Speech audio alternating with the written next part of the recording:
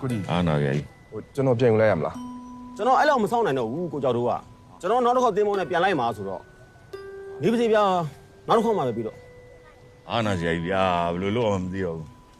ခင်ဗျားကအကျွေးရခြံထားအောင်မဖြစ်နေဒုက္ခပဲဗျာ ဦးလေးဒီမှာဦးလေးပတ်စံအိမ်မှာကြံခဲ့လို့လာပို့တာ ဟာအတော်ပဲခွာငါသားလေးအားကိုရတယ်ရဲခင်ဗျားကအကျွေးခြံကြမလို့တခါလေးရှင်းပေးလိုက်ပဲနော် ရပါတယ် ဒါနဲ့နေပါဦးဒီကောင်လေးကဘယ်သူတော့ ဟောသူလား तू ကကြုံမှုရသားလေးထွန်းနဲ့ ဟာလူကျော်လေးပဲကွာညံလဲကောင်းမဲ့ပုံလေးနော် ဟုတ်တယ်ညံကောင်းနေ ကို စား ကြည့် တော့ တော့အားကိုးအောင်မယ်ဗျာအားကိုးအောင်မယ်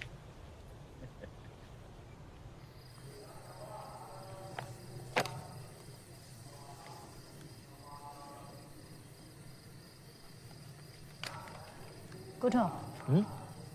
ကြာညုံမေးစရာရှိလို့ မင်းလေးကြံတယ် ကိုထွန်းကြောင့်ပြောဗျာ ကိုထွန်းချောင်းဆိုရင်ကိုထွန်းကဆရာတော်စီမှာနေရလေဒါပါပဲတခြားဘာထူးထူးခြားမှမရှိပါ ဟာမဟုတ်ဘူးလေကိုထွန်းရဲ့ဆရာတော်စီကိုမရောက်ခင်ကိုထွန်းရဲ့ငယ်ဘဝငယ်ဘဝကြောင့်သိချင်တာ ငယ်ဘဝဆိုရင်အဲ့ဆိုကိုထွန်းပြောပြမယ်နော်ကိုထွန်းအဖေနဲ့အမေနဲ့ကငါးယောင်းတယ်ကြာညိုတို့လိုမျိုးငပီးလုပ်ငန်းလုပ်တဲ့အိမ်တွေကနေပြီးအော်ဒါတက်တယ်ဆိုလို့ရှိရင်သူတို့ကသွားပို့ပေးရတယ်အစင်ပြေလားလို့မေးရင်တော့အစင်ပြေတယ်ပဲပြောရမှာပေါ့ဒါပေမဲ့ကြာညိုရဲ့ကိုထွန်းကအဲ့လိုအဖေနဲ့မေပင်ပင်မန်းလောက်တာကိုမကြည့်ရတော့ကိုထွန်း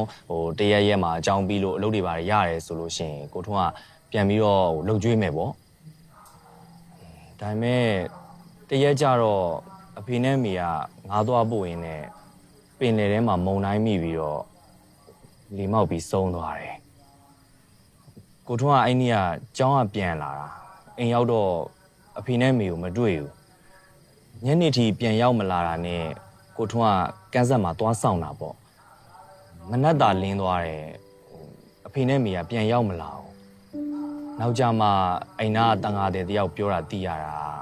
အဖေနဲ့မေကမုံတိုင်းထဲမှာပါပြီးတော့ဆုံးသွားတယ်တဲ့ကိုထွန်းလည်းမယုံတာနဲ့ညတိုင်းအိုက်ကန်းဆက်လေးမှာသွားဆောင်တာဒါပေမဲ့ကြာညိုရဲ့အဖေနဲ့မေနဲ့ကဘယ်တော့မှပြန်ရောက်မလာတော့ပါဘူး